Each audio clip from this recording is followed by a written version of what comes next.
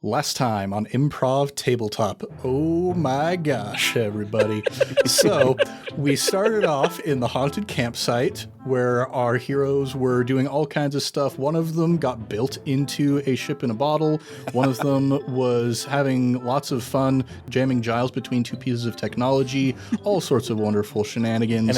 And a sweet bike. Yes, Master Brickithon found a sweet bike that he didn't need to justify, but Caleb is such a good improviser that he couldn't help but doing it. Found a sweet bike in the garage, and while they were chatting with Scoops about the upcoming nature trail, discovered that Nigel Thornberry was supposed to be there hours ago, but he hadn't showed up yet. So Scoops was like, "Can you please find him? He's one of my heroes." So they all hopped on the Argo and drove over to the active construction site of the 10th layer of hell, where Oleg had been before. And after trying to sneak their way in, they met up with Sam Studd, the infernal investigator, who was able to use his actual credentials as an official investigator of the 9, I guess now 10 hells, to get them into the office, where they discovered that so much of hell is bureaucracy, it turns out. Big ol' room full of people waiting to get their number called, never gonna get it called. And they managed to make their way into the back, where they spoke with the concierge from Home Alone 2 about what was going on with Nigel Thornberry. And they discovered that they were going to interrogate him, but he had been snatched by something strange, something shadowy and mysterious. So they went into the interrogation hall. They ran into Auntie Whispers and Hexus. They ran into Cardinal Richelieu at one point. But the most interesting person that they ran into was William Shakespeare, as played by Tim Curry. And this brought up a lot of confusion because this William Shakespeare was very different than the William Shakespeare that they had met earlier in this campaign. And right as Pilfer had surreptitiously left the door open a crack so that William Shakespeare could escape, they heard Shakespeare get snatched by something and disappear. They discovered that he'd been pulled down a sewer grate built into the back of his interrogation room. And when Pilfer peeked down inside to see where he'd gone, he got stuck and discovered a little paper boat that had washed up onto the side of one of the walkways in the sewer. And in calling for his friends to try and remove him, attracted the attention of something terrible down in the sewers that was luring people down there with paper boats. What could it be? Nobody knows. Managed to escape just in time, but not before getting his legs pulled off in a frantic bid to try and save him from the terrible assailant. And so we left off with our heroes getting ready to approach Nigel Thornberry's room and see if they could figure out any more details about what had happened. So what's going to happen next? Let's find out here in the world of the Tension Builders.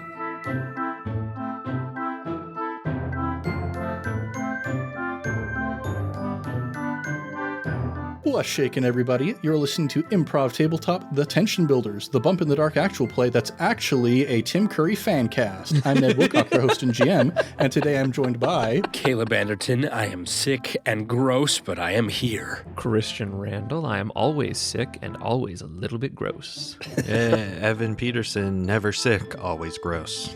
Jay Porter, and you guys just stay away from me. Stay in your prospective states. I don't want to get sick or gross from you guys.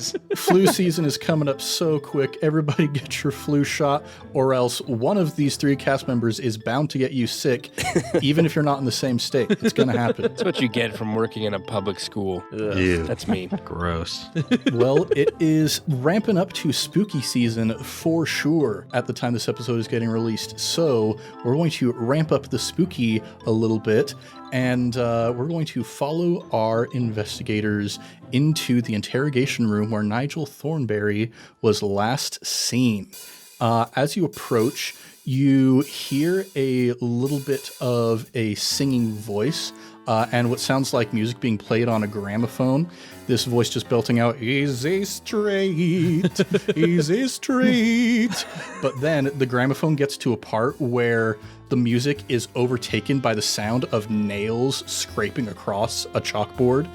And you hear the voice of Rooster Hannigan, as played by Tim Curry, scream out in pain, "Not again, it's never gonna get to the good part, no!" I just turn to these guys and I go, "You would be surprised how long that was on the top of the billboards down here."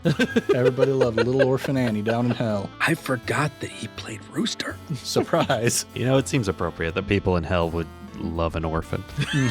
An orphan and a billionaire. So Hell's two favorite things. Orphans and billionaires. Yep. That is biblical. Sometimes people are really lucky and you get both. An orphan billionaire? Yes. Ooh, Batman. Bruce Wayne. Batman. I swear I don't belong down here. Somebody let me out. Slamming against the door. Ooh, man, can you imagine a Tim Curry Batman? Oh, man. There's like Tim Curry everything down here, so you don't have to imagine. Listen, I know I'm played by Will Arnett, so people might not think I belong in this layer of hell. I don't know how I got here. Please let me out. Slamming against the door. I'll go ahead and crack open the door where Nigel Thornberry is supposed to be. Or I guess was held. Indeed. What is your approach as you do so? I tell you what. I might be playing too many TTRPGs. You don't say. Never. Trying to keep them all straight in my head. I'm just trying to open the door. Is it locked?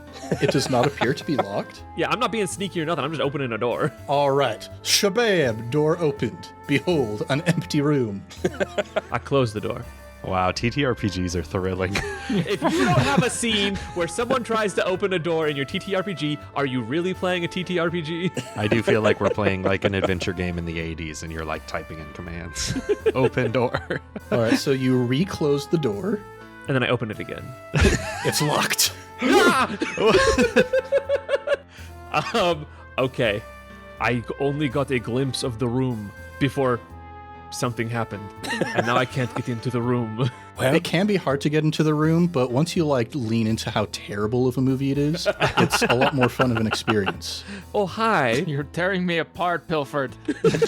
All right, I'm going to break the door down so we can really investigate the room. All right, sounds like wrecking to me. Gonna wreck it.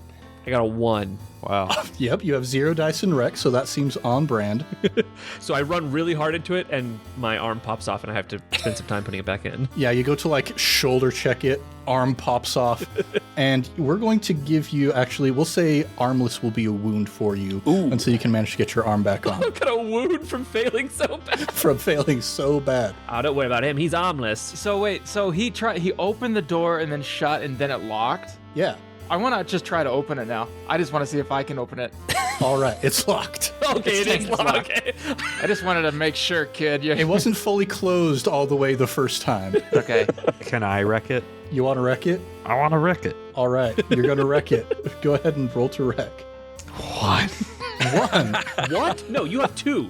You have 2 and 2. How did you get a 1? I only have 1 in wreck, and I rolled a 1. All right, I think what's going to happen, we're going to... Because we got 2 such terrible failures just back to back trying to open this door, you know how doors be in RPGs. They gotta be terrible, terrible bosses that do terrible, terrible things. It's magic. In response to both of these failures, we haven't ticked down the countdown clock at all yet. I'm going to tick off 3 of our 8 segments on the countdown clock while you guys try and get into this door. 3! I'm gonna turn to you guys and be like, I can't believe you guys made it this far if the door is the one that's beating you. Have you fought anything else? I want to, and the door's locked. I'm going to go see if someone has the key. I'm going to go ask one of the Tim Currys down here. All right, so you go wandering off on your own. Go ahead and, let's see, what will we have you roll? Roll to read, I suppose, to see if you can find somebody who will be able to help you out with the situation. And then remind me, is it 1 or 2 d6s that I'm rolling? There's going to be 2. You have 2 dots in read. 5. 5. So, Sam, you go heading off to find somebody, heading off on your own away from the rest of the group to go find somebody to talk to. Who do you think you run into that is going to help you with your key problem? I'm going to find my personal favorite Tim Curry. Yes. I want to find Long John Silver Tim Curry. Yes. Yeah, you're walking along and you pass by Rooster Hannigan once again. Easy street! Ah! Screaming as the nails on the chalkboard come in. And you hear a different singing voice. Put him in the longboat till he's sober. Put him in the longboat till he's sober. And you're like, okay, I know who that guy is. I know this tune. Long John Silver, it's been too long. Arr, a stowaway in hell.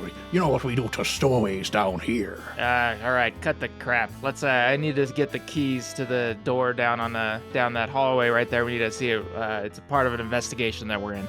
Why, certainly, I believe this can be arranged. And he holds out a little key.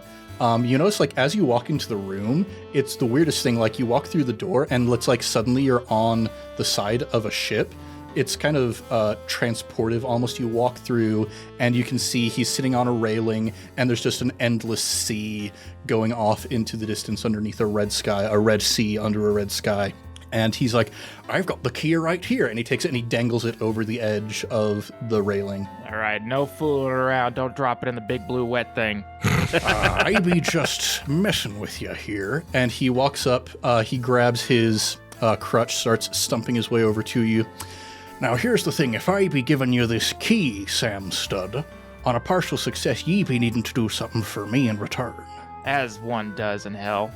An old rival of mine, it seems, has managed to weasel his way down here. One can only guess who that be. But seriously, who is that? You be seeing any other pirates down here? I've seen a couple, at least one. You have some history with this pirate? Let's just say that Brickbeard ain't happy about what Pilfer done in the past. Pilfer's piratical past. I take my pirate hat off and put on one of our like workman's construction worker like hard hats. And Your then chamber pot disguised as a hard hat? Yeah, and then I pop my entire beard off and stow it in my legs real quick. Well, as you can see, I don't think we have a pirate with us. He's still got a hook hand, Still have a an eye peg leg, and an eye patch. Now, bear in mind that Sam did go off on his own for this Yeah, as I part. say, I'm by myself. So we're like, all right, so what do you need me to do with this interesting character? We just need you to be ensuring that if he makes it back up to the surface, Brickbeard be knowing his location finally. Oh boy. If Not a lot of people make it out of hell. So you need me to tell Brickbeard or just to make sure that Brickbeard knows where he is? If you tell him yourself, you're taking your life into your own hands, but find at least some manner by which you might be able to make sure that Brickbeard knows where he can find his old pal Pilfer. I think we can come to an arrangement, but my question is, how come you haven't gotten one of your goons to do it for you? You be seeing any of my goons around here? That's true. Where's Polly? Where's all the other interesting characters that are usually on this boat? Oh, if I were in hell, I couldn't be having interesting stuff around me now, could I? You got a point there, John. Just me and the endless sea. An old man in the sea. Anyway, here's your key. All right, well, yeah, you just get back to your singing. Heard you're a little flat back there, so... And as you turn away, he says, oh, and do be minding yourself now. I don't be needing to remind you, but perhaps some of the listeners in the audience be needing a reminder. In hell, word is as good as a signature. And he holds up a contract that has your signature at the bottom of it when you agreed to make sure that Brickbeard would know where Pilfer is. Oh man.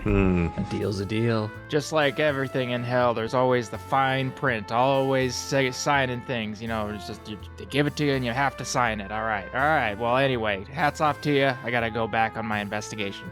no more guests in the campaigns. I don't want any more guests in our campaign. We're done with guests. You know what? If you would like to lodge a complaint, you may take a number and go take a seat in the terminal. Ah, dang it. As Sam gets back, Master Brickithon has been talking to his troop and says, and that is why you always read the fine print and read every one of the terms and conditions before you sign anything. I'm really glad I took the English correspondence course so I can read.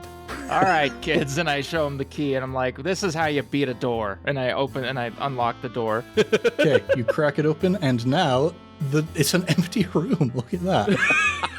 All right, let's close the door again. No. Let me have a look at it. Okay, no, let's go inside and look around. Okay, another, like Tim Curry's, we have a bunch of obscure 90s movies. Does any of you guys remember The Indian in the Cupboard? Yes. Yes. Oh my Was he in that? No, he's not in that. I'm just saying, like, now that we're doing... No. We have obscure 90s movies, and we're opening and shutting doors, and things are happening behind it. That's what this is reminding me of. Anyway. Okay. I loved that movie as a kid. All right. Ned, what is the is it like tiles, wood? What's the room look like? It has very, just painted white walls. It's got, the ceiling is that very sort of, what's the word they have for it? Just those weird, foam kind of tiles like you see in schools. Oh, yeah, that you can, pop up and stuff and everything. Yeah.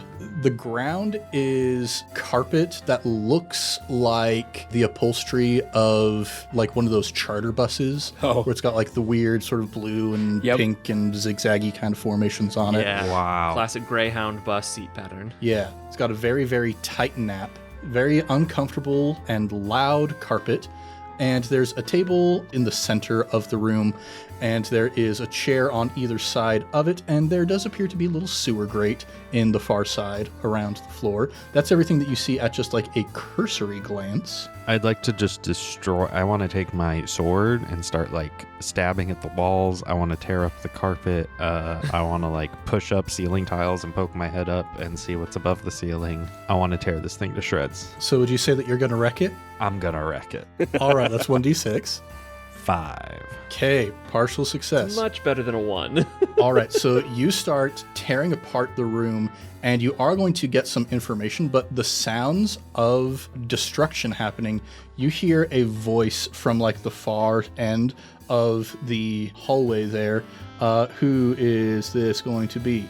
We've had so many of them already. Who's going to show up to try and make your life difficult at the sound of all of this destruction? Terrence from the movie Ribbit, a frog with an identity crisis. Okay. He's a toucan. Okay. I don't know for sure what his voice sounds like, but I'm assuming he sounds like Tim Curry with He sounds like Tim Curry. Tookie, I am a bird. Flap, flap. That's it. Get him the Oscar. Get him the Oscar. Christian, this movie looks terrible. It looks so bad. But I do want a tattoo now that says Tuki Tuki. Yep. Speaking of 90s movies, we got our George of the Jungle reference in there. Nice. Okay, now, you hear an angry toucan approaching the door. What do you do? Well, what did we find on that partial success? Okay, Just shut the door, it's locked. And we have the key. shut the door, boom. You hear a flurry of feathers against the side of the door, and through the little window that has the lattice work of wire, you see the talons scraping at it, the beak trying to peck through. Just this absolutely livid toucan. You are all now locked inside of this room. Now, before we start getting too much further, actually, let's start taking a look at our showdown questions to see what kind of clues might be more helpful. So identify, what is the creature or phenomenon, do we reckon? Some sort of sewer-dwelling monster. Probably like a spider, a snake, alligator. Oh, yes. Sewer gators. All right, we want to go with sewer gators? That's our best guess right now, I think. That is our best guess. No, I'm just kidding. That is our best guess in Tim Curry hell. I was just about what is dragging people to the sewers. Yeah, I was gonna say there's probably a clown down there. We haven't seen the movies. I was just kidding. I'm also looking at what we have. I don't think we have a good clue as to what is actually down there. I mean, I think our best guess is probably a Tim Curry character. Well, also, Pilfer, didn't you see a balloon and a paper boat and all that? I did. We've been a little unclear with our world building as to how aware we are of other pop culture. Well, I would assume, since I live in hell and there's a lot of Tim Currys here, that I know who this is. Okay, who do you think it is? This is Pennywise. Is that girlfriend of James Bond? Girlfriend? No, it's that little girl who's very strong. The red hair and the pigtails that go up, right? Pippi Longstocking? Oh, yes, that's that one. That's not Pennywise. Or are we talking about Wendy, the mascot of Wendy's? Wendy, the mascot of Wendy. I was talking about Pippi Longstocking. Okay, we've gotten so far afield. Okay, Sorry. Do we have a clue that we can use to back up our theory that it is Pennywise the Clown? We have two. We have the paper boat and the balloon. Yeah. All right. And the sewer. Yes. The paper boat is his signature. Now, do we have any explanation, do we feel like, of what it wants or why it's here? I mean, it's in hell because it's Tim Curry, but what it wants... But it's even dragging the other Tim Currys down, right? Maybe it's trying to like make a super Tim Curry. An amalgamation. Yeah, all the evilness from all the evil Tim Curry characters and make the most evil Tim Curry character. And I thought I saw the worst of the worst in hell. That is the worst thing I could possibly imagine is a super Tim Curry. A super curry. Super Curry. Man, I really want curry. I could murder a curry right now. Do we have any clues that we would use to back up that theory yet? Shakespeare getting dragged away. I don't know. I mean, we know he's collecting Tim Currys. All right. Now, part of the purpose of looking at these showdown questions is if we get to any of these questions and we feel like we don't have enough evidence yet, we can continue and search for more evidence is kind of the purpose of this little check-in here. Gotcha. I think this is a good question that we need to start looking for answers for. Yeah. All right. And then do we feel like we have any clues leading to how it can be hurt, killed, or dealt with? None of those yet. We do not. Yeah. I have read the book It and watched the movie, and I'm still not really quite clear on how you actually. Stephen King leaving things up to interpretation. Imagine. I mean, if I've seen the movie, it's like basically we just need to bully him until he finally gives up, I guess. Yeah, that was the movie's answer. All right. So sounds like these are some areas we still need clues in. What does it want, and how can it be dealt with? So I think, Pilfer, as you start looking around, trying to get a glimpse of, what happened in this location, you look towards, like, you're tearing apart the walls, you're tearing up the carpet, and as you're tearing up the carpet, you can see sort of a similar dragging pattern to what happened with Shakespeare leading towards the sewer grate. So it's like, okay, yeah, probably grabbed by the thing in the sewers, but you also notice that there are these little drops of some kind of weird demonic ichor that are splattered, kind of flecked up against the wall on the floor here as it's being dragged. And like as you're tearing apart the wall around the sewer grate, you can find that jammed up into the wall is some kind of strange knife-looking thing. And it appears to have on the blade some of that same weird dark blood ichor stuff. I'd like to squat down near the ground and dip my hook hand in the ichor and hold it dramatically up. And the camera switches focus from my face to my hook as the drip goes down. Ooh, yeah. And then I'm going to go and taste the drip off of my hook. Oh boy, oh boy, oh boy. Be careful, Pilfer. Everything is brick, but we have come across things that are not brick before. Oh yeah, it's not a brick. What does it taste like, Ned? What are the flavor notes? What are the flavor notes? Describe it to me like a fine wine or a specialty coffee. All right. Definitely notes of rusted iron pulled out of a landfill. Little soupçons here and there of unwashed toenail clippings. And maybe, is that just the slightest hint of hamster pellets from a hamster that has been eating nothing but garlic for the past 5 months? What? Do I need to roll anything to not make a face as I taste it? If you would like to not make a face, then roll to, oh gosh, what would that be? Make a body check, I suppose. Body. I have 3 body. You do have 3 body. That's pretty good for you. Body yada yada. That's a 6. Nice. Yeah. You all just see me taste the ichor and I go, interesting. And then I'd like to go examine the blade closer. My mother always taught me when I eat food and I don't like it, I can't say gross, I must say interesting. I think the blood is gross.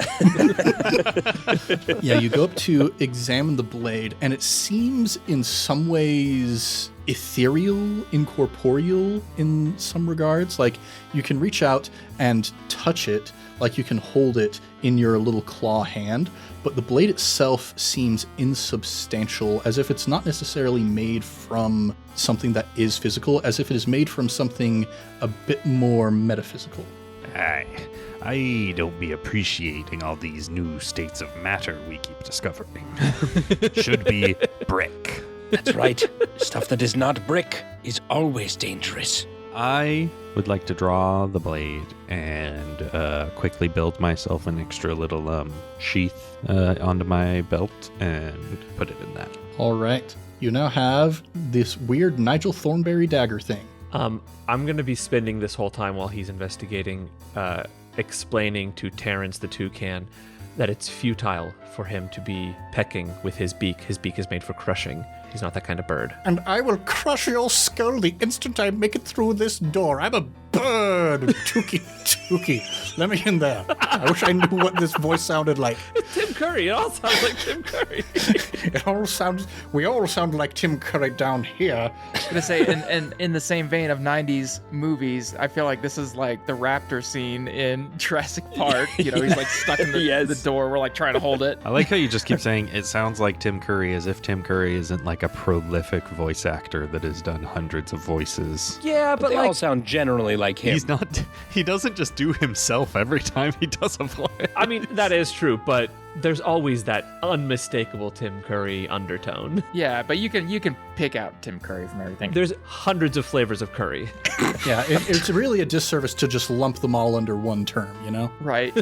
All right, should we go down the sewer? See if we can find your friend, Mr. Bill Shakespeare? I'm okay not finding Shakespeare. He was rude to me once.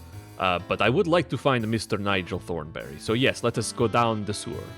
I will go ahead and make us little harnesses to stick together from the nasty carpet. I'm going to pull it up and turn it into harnesses. The long, stringy carpet fibers. Yes. And I want to get my flashlight out and start flashing it down there so that we can see in the darkness. Cool.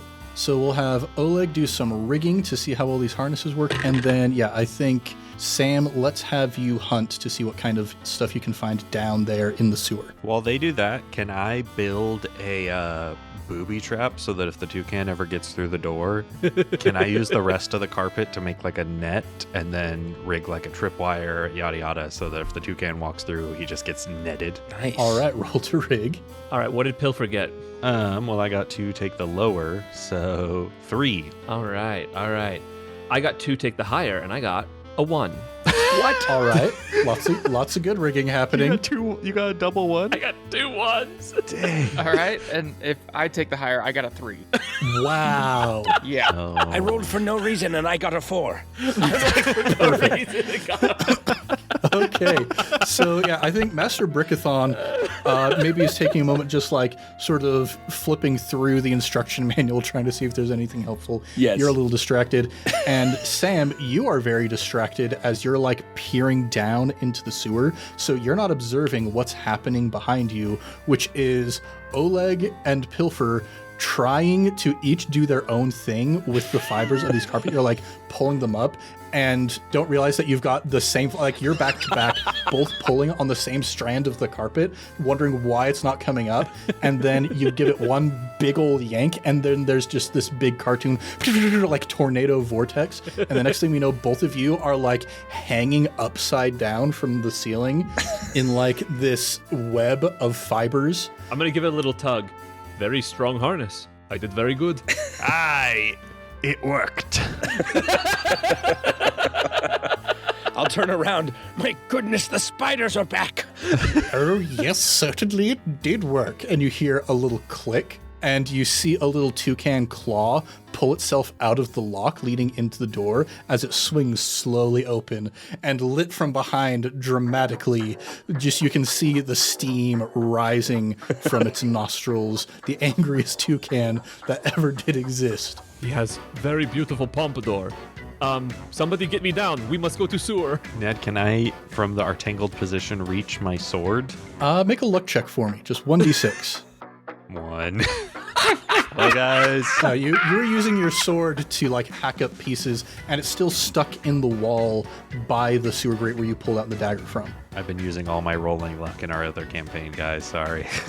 I will approach the toucan and say, have you not wondered where all of the terrible denizens of this hellish place have been going? Down there! The sewers! We need to stop whatever's going on, and you are coming with us, Mr. Toucan. All right, sounds like you're trying to sway, compel, perhaps? All right, I have 1 die in compel. Though, because of your expertise, you can always push your luck to try and justify how it would be read instead. Okay, I will do that. And I can tell just by looking at this toucan, he likes to be in everybody's business. He likes to know what is going on. And there is a big thing right here that maybe he hasn't noticed, and he's going to realize that he doesn't know anything about it, and his curiosity will be piqued. All right. This is something that we know for sure definitely true about Terrence the Toucan from Ribbit. Probably. Yes. First one's a 3. Second one's a 1, so it's a 3. Wow. We're bad. You gotta hand it to us. We don't really get anything done. Not this time. Not in this episode. Okay, I would like to try and use that distraction, though. Well, there has to be consequence. Action and consequence. Oh, no. So, I think what happens is the toucan narrows its eyes, and you can see the flames bursting from them. Oh, you're not going to try and escape justice this time, all of you shenanigators. And as like the wing pushes aside Master Brickithon for a moment and approaches Sam. And Sam, you've still been distracted the whole time, like peering down into the sewer, but you feel a talon grab the back of your trench coat and pull you back. Especially you, Sam Stud.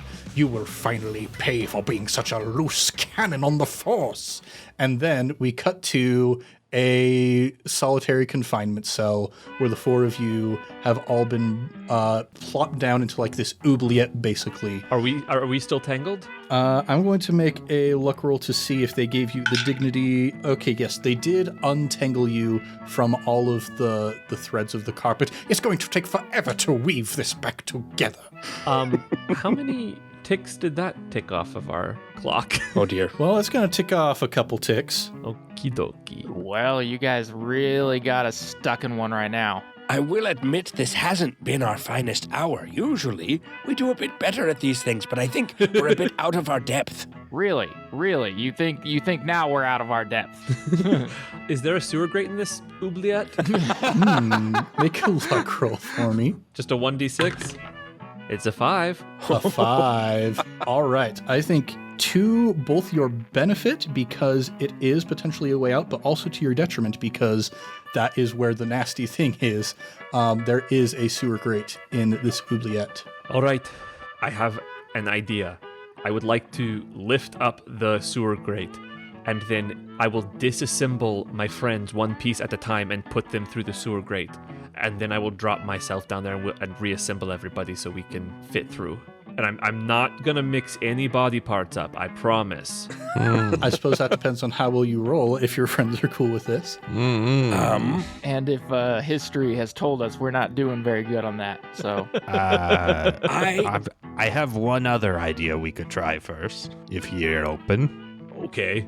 I'm open to hearing ideas. I think my idea was very solid, but okay. Ned, I'd like to go up to the sewer grate and go, oh no, I'm a child alone and helpless in the middle of a rainstorm. I hope nothing bad happens to me.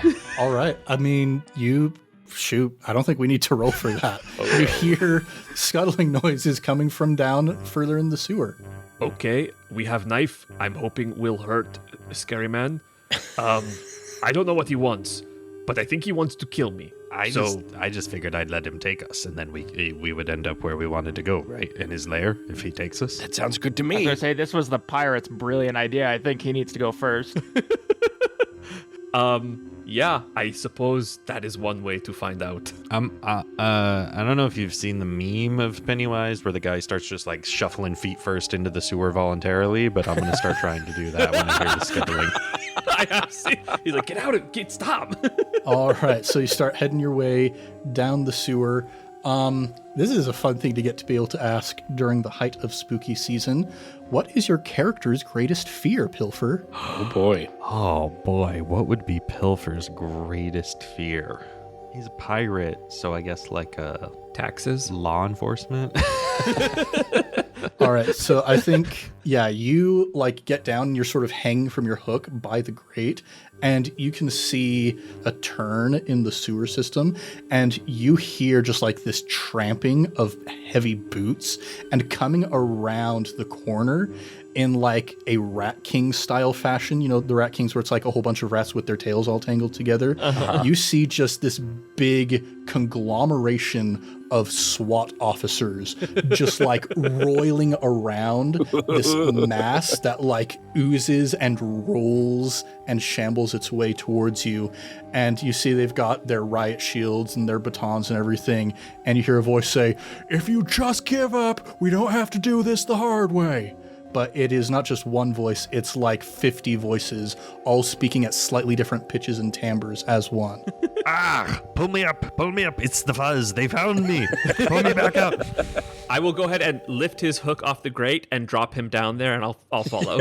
Oh boy. I will also follow. Yeah, I guess we're all going.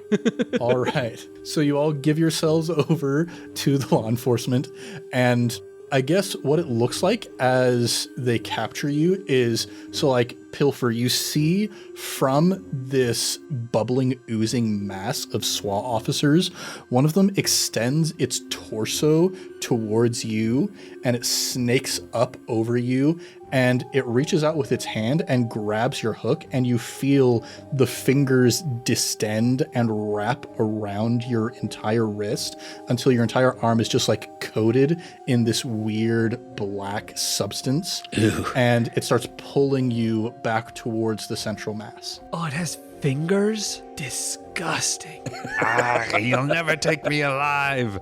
And I start like thrashing against it. I would like to try and jump in front of Pilfer to see if the creature changes depending on who's in front of it. Well, here's a lovely thing to get to ask. Hey, Oleg, what is your greatest fear? The concept of capitalism. In Motherland, capitalism is evil. All right. I think what happens as you leap in front of the SWAT officer, it just looks down at you and says, "We're not government funded. We're privately owned by a billionaire." I just begin shaking in place. All of my little pieces just start rattling. And it reaches out towards you with the other hand, the 5 fingers stretching outward. Further than 5 fingers should be able to stretch.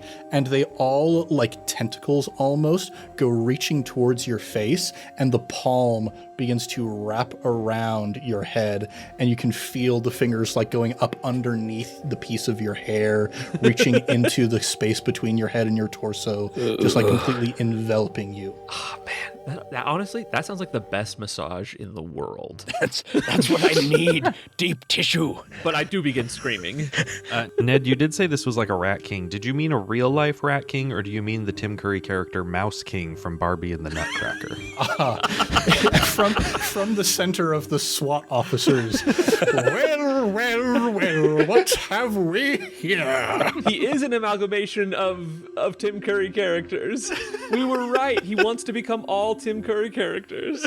I think as you all are sort of like offering yourselves over to this creature, the Mouse King begins like sort of wading its way through all of the other bodies on its way towards Master Brickithon. And as the Mouse King approaches you and reaches out a hand and places it like on your uniform and grabs your lapels and starts pulling you in, you can see this steam kind of hissing off of its eyes as it peers into yours. And the eyes narrow, the brows furrow. Where are all of the childhood dreams that are supposed to be inside that empty old head of yours? Now we know. They're probably somewhere in a book, somewhere where I took them out of my head and put them there. So you can't have them. You feel yourself get jerked in closer, and a scowl begins to rise. How am I supposed to steal all of the childhood dreams if you do not have any childhood dreams? I'm ready to kill this thing. Dreams can only take you so far. At some point, you have to do. I hear that, and I start blasting. So anyway, I started blasting. So anyway, Yeah. do you feel like, Oleg, that you've got enough information to help you out with this showdown roll? Yeah. Okay, what do we think the creature wants? Wants to gather the childhood memories. And I bet villains all have some pretty tasty childhood memories to turn them into villains, so that makes sense. Childhood dreams that have been crushed. Yep, childhood dreams. Do you have any theories about how it can be hurt, killed, or dealt with? I think the knife, since it was nasty, but I'm also willing to bet a gun can do some damage. But that's just me. You can always test it out and see. Yeah, we'll see. We'll see. But I think the knife is our best bet that Pilfer has. All right. I'll say, Master Brickithon, you being kind of like the final one who hasn't quite been subsumed yet, I'll give you a chance to look over and try and read that knife and see if you can't get any information about it. One last roll before we get into the showdown here. All right. Let's see. I was trying to see if lingering sense would help me. When you touch something that belongs to someone or a piece of a larger whole, you can know their general location and condition. You know what? I think that would help. Remember, you have to push your luck in order to use the monstrous ability, and then choose whether you lose control, suffer a condition, or I take a string on you. Okay, I will do that. I push my luck. I reach over and touch that knife that is sitting there in the sheath on Pilfer's belt, and I get a glimpse of Nigel Thornberry and anything else I can read about that knife. Yeah, I think you touch the knife, and because it is itself metaphysical, your mind, your vision kind of splits in two, and one goes off down the sewer where you can see the lair of Pennywise, where it has collected all of these Tim Curry characters, put them all up into a web, trying to steal as many childhood dreams from the people of the world as it can. But you also have one section of your mind that goes into the past and sees back up into that interrogation room. You can see Nigel Thornberry like huddled up against the wall furthest away from the sewer grate, watching this tendril like snaking across the ground towards him. And you see him pull out his camcorder and start watching videos of his family and just saying, "Remember your loved ones. Remember your loved ones, Nigel." And as he does, you see a glimmer begin to emerge from the screen of the camcorder. And with a flash, you see he's no longer holding the camcorder. He is holding this knife, and you can hear the laughter of his children coming from it as he remembers those he loves as he faces up against this beast. So the memories of those we love can be used as a weapon? I like this. I love it. I will also close my claw hand around this knife and pour all of my thoughts about my brother, Commander Brickithon, straight into it and see what it turns into. Yeah, and as you do, you pull it towards yourself, and the handle moves towards you, but the tip of the blade stays where it is and stretches and expands until you've got this big ol' like explorer's machete that you've got in both of your claws. Good. I'm gonna try it again. I guess all three of you guys are you guys unavailable? I mean, we're not fully subsumed, are we? Not quite yet, no. How did you do that? How did you do that? I'm mentally unavailable because I'm just losing my mind. And I'm screaming, "You'll never take me alive." I will then put it into Oleg's hand and say, "Oleg, pour the love and memory of those who are important to you into the knife." I think of my grandma. Oh, there we go. The one that looks exactly like Smeagol. Yes. I think of the motherland and the brutal winters and playing with stick and hoop and stacking Matryoshka dolls Such fond memories. and reading my favorite bedtime story, The Matchstick Girl. What? And my second favorite story, The Christmas Shoes. Gosh. Learning so much about Oleg right now. I love the holiday spirit. What can I say? So I think as the two of you gather together, your friends are in a difficult position. You're joining forces to try and set yourselves up for success to defeat this creature. I think we'll probably start our next episode with the showdown roll. Yeah. Oh boy. We gonna fight. But is the machete now a longsword? That's what I want. That's what we're getting to. It partially depends on how well the roll goes. Oh, okay. Yeah, we'll see what happens with the showdown showdown roll as we actually get into the fight proper. But yeah, big nasty beastie. I wonder what it could be. Took us a while, but we got here, guys. We thought it was Pennywise, but it's actually that oil monster from Fern Gully. It's Hexus. It's Hexus. Nah, man, it's actually Terrence the Toucan. Terrence the Toucan Terrence Toucan. from Ribbit, a frog with an identity crisis. Oh, boy. What's the identity crisis? I don't know. I'm almost tempted to watch this movie, but it looks so bad. It's got Sean Astin, so It's also got 4 stars on IMDb, so it's not the worst I've seen. for IMDb standards, that's pretty bad. Well, this is pretty timely because our next episode, The Battle, is going to be coming out just a couple days before Halloween. So a nice big spooky fight for spooky season. Yeah. Well, everybody, we'll have to see what happens during that fight. But for now, thanks for listening to Improv Tabletop, and we'll be back next time with more adventures in the world of The Tension Builders. If you want more, go ahead and subscribe, maybe even give us a review. We would be as happy as... not much happy happened during this episode that I can reference back to. We would be as happy as Rooster Hannigan would be if he could make it onto Easy Street, if you would go ahead and give us a review on the podcatcher of your choice. We're also on social media. I don't know why that's still in my outro that I read, because I'm not doing anything with that social media.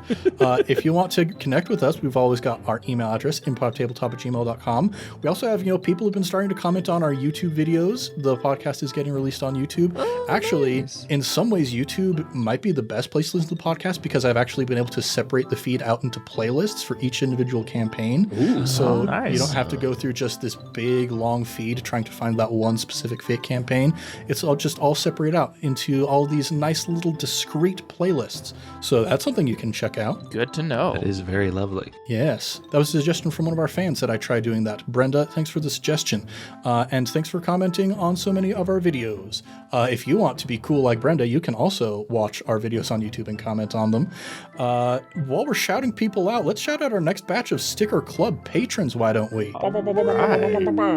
And the folks we're shouting out this week are Mackenzie Peterson, Paul Cosgrove, and Peter Ooms. Yeah. That first person you said sounds hot.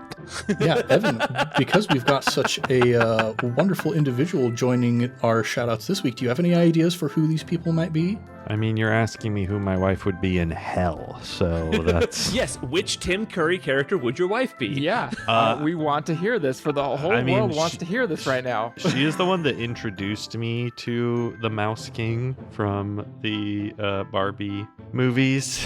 So she is Barbie Oh, there you go. from that movie. Yeah, so we've got Barbie, and then we've got Ken, and what's the name of the doll that Michael Cera plays in the Barbie movie? Alan. Yeah, we've got Barbie, Ken, and Alan, There right? you go. So we will have more Sticker Club patrons to shout out next week, and if you, dear listener, want to join their ranks, consider joining our Patreon at patreon.com/improvtabletop, where you can also get things like Discord access, biannual sticker packs, and more, such as our current ongoing patron-exclusive campaign, Serpent Sea Sagas. The campaign where all of Evan's good luck is currently going, because it's not happening in this campaign. If you'd like to hear me roll well, that's the place to be. And as it should be for a very, very lucky dog, Evan has a lucky dog in his life, and he's bringing a lucky dog to your ears for your pleasure. I do have a lucky dog. Now, let's go ahead and do a round of plugs. And Christian, I think you've got some cool stuff to tell our listeners about. I heckin' do.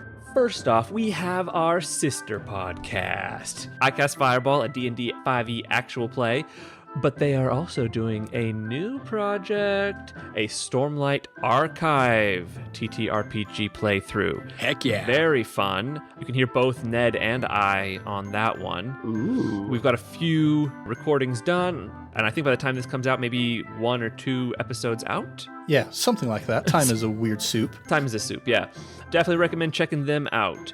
We also have our partnership with Fanroll Dice.